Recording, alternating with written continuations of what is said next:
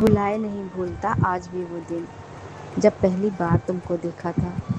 Black shirt, black jeans और तुम्हारे बिखरे बाल। अगस्त के महीने की वो फुहार वाली बरसात में तुम धीरे धीरे साइकिल चलाते हुए बढ़ते आ रहे थे मेरी तरफ। उस दिन पहली बार मालूम हुआ था कि किसी इंसान को देखकर दिल की धड़कनें बेकाबू भी हो सकती हैं।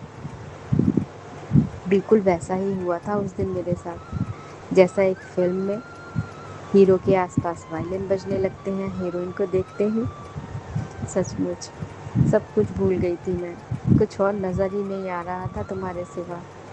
उस रात सारी रात नींद नहीं आई मुझे, बस तुमको ही सोचती रही।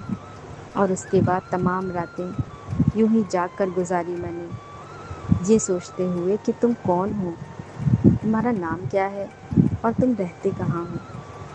बड़ी मेहनत लगी थी तुम्हारा नाम जानने के लिए, फिर तुम्हारा पता, और तुम करते क्या हो।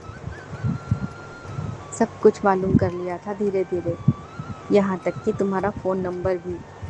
और तुमको जो ब्लैंक कॉल्स आते थे दिन भर, मैं ही तो करती थी तुम्हारी आवाज़ सुनने के लिए। हाँ, कभी बोलने की हिम्मत नहीं हुई, तुम इतने सीरियस जो रहते थे। कभी कभी तो डर लगता था सोचकर, अगर कहीं तुमको पता चल गया कि तुमको ब्लैंक कॉल करने वाली लड़की कौन है, तो तुम सबके सामने उसकी डांट ही लगा दोगे। फिर बाद में पता चला कि तुम जानते हो, तुमको परेशान करने वाली लड़की मैं ही हूँ। बड़ी हैरत हुई जानकर कि तुमने सब कुछ जानते हुए भी मुझे कुछ नहीं कहा।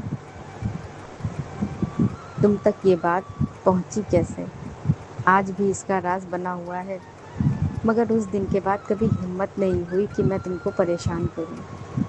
सच कहूं तो इस बात का हमेशा ही अफसोस रहेगा मुझे कि मेरे पास मौका था तुमसे बात करने का, मगर मैं बात नहीं कर सकी। तुमको दूर से देखकर ही खुश होती रही। एक डर था मेरे मन में कि अगर तुमने इनकार कर दिया तो मेरा दिल टूट जाएगा। और तुम्हारी तरफ से भी तो कोई इशारा नहीं मिला था कभी। खैर, जो भी हो, मगर इन बातों में एक बात जो बहुत अच्छी हुई थी कि इंस्टीट्यूट में मेरी अटेंडेंस 100% हो गई थी।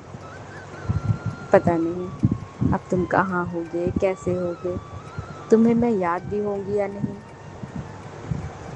मगर तुम मुझे हमेशा याद रहोगे, मेरा पहला प्यार बनकर, या अधूरा प्यार बनकर, या फिर एक सुनहरी याद बनकर। जब जब आएगा ये बारिश का महीना, तुम याद आते रहोगे यूं ही मुझे, रिमझिम सी फुहार बनकर।